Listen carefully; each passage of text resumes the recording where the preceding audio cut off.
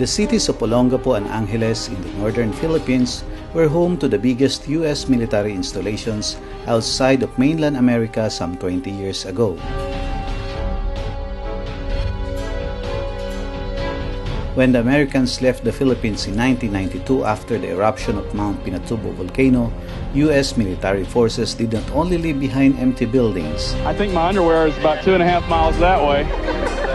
They also left behind pregnant women and children without fathers. Today, there are an estimated 50,000 children in the Philippines who were left behind by American servicemen. These so-called Filipino-Amerasians or American Asians are not legally recognized by the U.S. government. For more than 2 decades already, many still long for the fathers they still have to meet. We tried to locate some of these children, many of them now past their teens, to listen to their stories.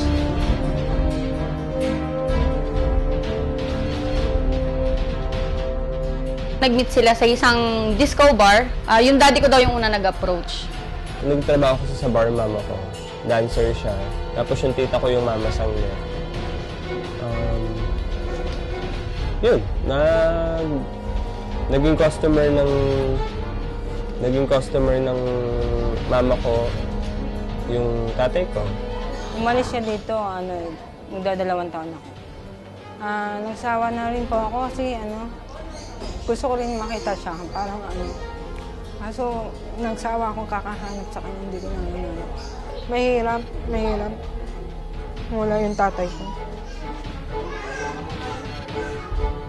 Ang dami kasi nag-aano sa akin, putok daw ako sa buho.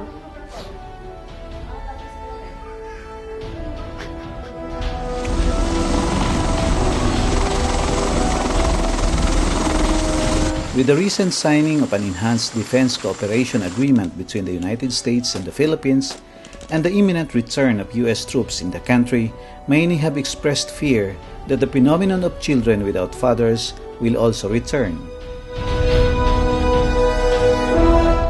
20 years ago, ang dami na panganak, wala naman tatay. And then ngayon, meron na naman. So parang, cycle, hindi na natin ito mapipigilan. And then, at the end of the day, yung Philippine government, wala naman nasasabi. Sila lang nag-benefit. Diyos ko, di ba nga, wala naman tayong kasiguraduhan na parang kahit nandito yung mga Americans, hindi naman tayo pagtatanggol ng mga yan.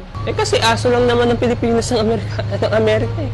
Kaya ano magagawa ng Pilipinas? Ano magagawa ng gobyerno? Wala naman magagawa ang gobyerno ng Pilipinas kung sa gusto ng Amerika.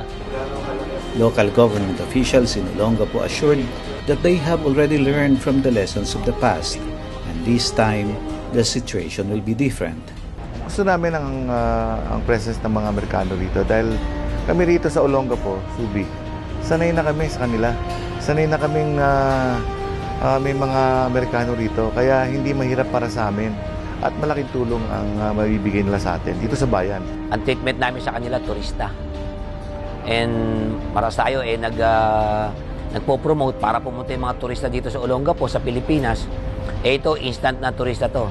Pag dumating sila dito, kinakailangan not limited to Subic.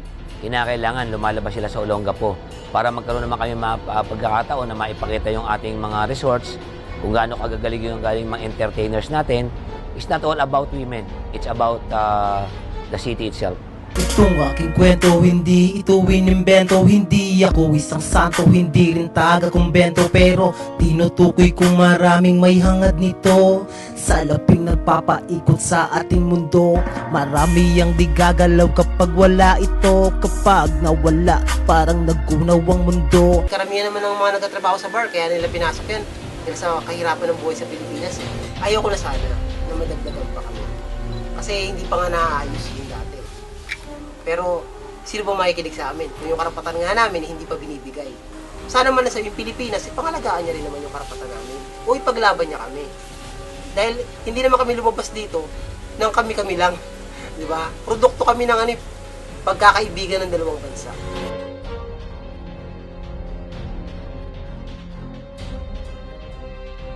Wala na akong amor sa kanya. No, I just want to hug him. By just hugging him, I think all those years that I haven't seen him. So it's like everything will be paid off.